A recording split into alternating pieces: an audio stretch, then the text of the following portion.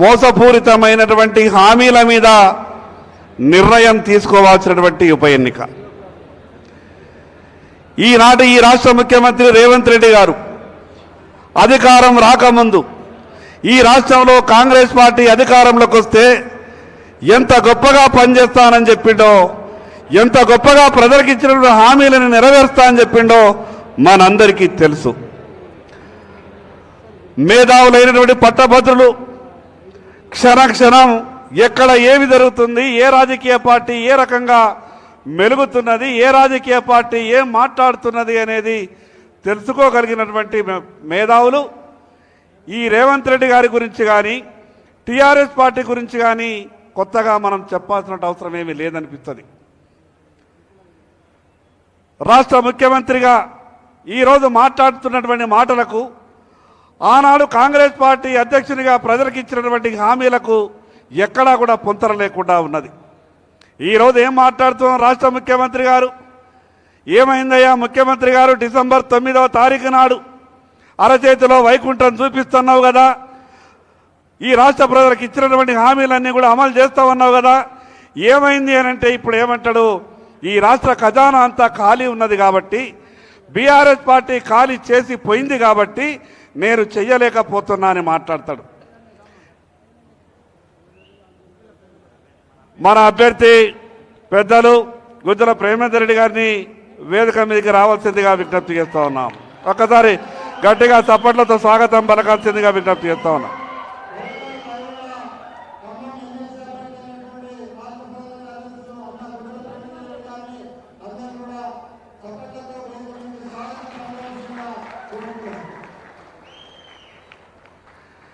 ఈరోజు ఏం మాట్లాడుతున్నాడు?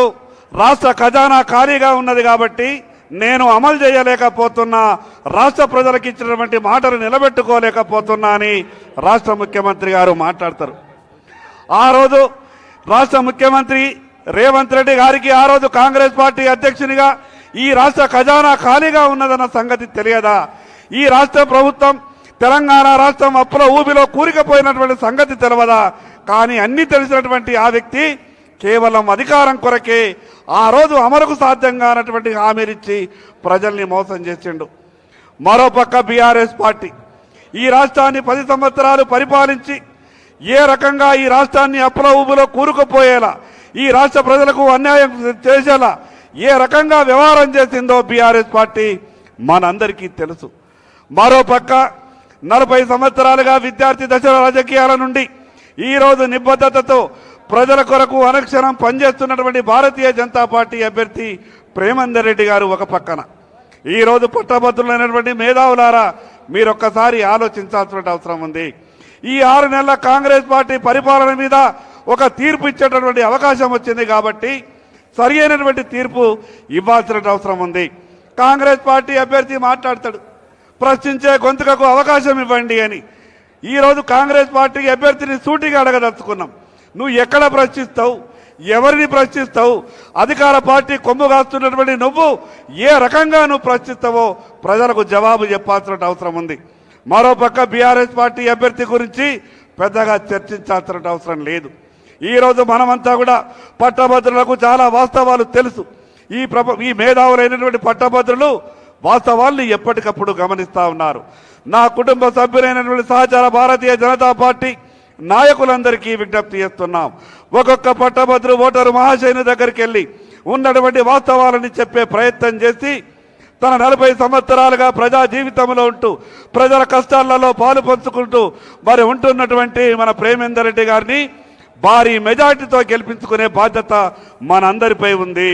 సమయం కేవలం 3 రోజులు మాత్రమే ఉంది కాబట్టి మనం అందరం కూడా కష్టపడి రేపు శాసన మండలిలో భారతీయ జనతా పార్టీ గొంతుగా కాదు తెలంగాణ రాష్ట్ర ప్రజల గొంతుగా అయ్యే విధంగా ప్రేమేందర్ రెడ్డి గారిని భారీ మెజార్టీతో గెలిపించే విధంగా మనమందరం కూడా కలిసి కష్టపడి పనిచేద్దాం.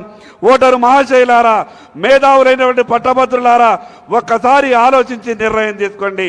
మిగతా 2 రాజకీయ పార్టీలు బీఆర్ఎస్ కాంగ్రెస్ పార్టీ ఏ రకంగా వ్యవహారం చేస్తాయో మీ అందరికీ తెలుసు. నీతితో నిజాయితీతో ప్రజల కొరకు పనిచేస్తున్నటువంటి భారతీయ జనతా పార్టీకి అవకాశం ఇవ్వండి. ఈ భారతీయ జనతా పార్టీ అభ్యర్థి అయినటువంటి ప్రేమేందర్ రెడ్డి గారిని నిండు మనసుతో ఆశీర్వదించవలసిందిగా పేరు పేరున మీ అందరికీ విజ్ఞప్తి చేస్తూ సెలవు తీసుకుంటున్నా. భారత్ మాతా కీ.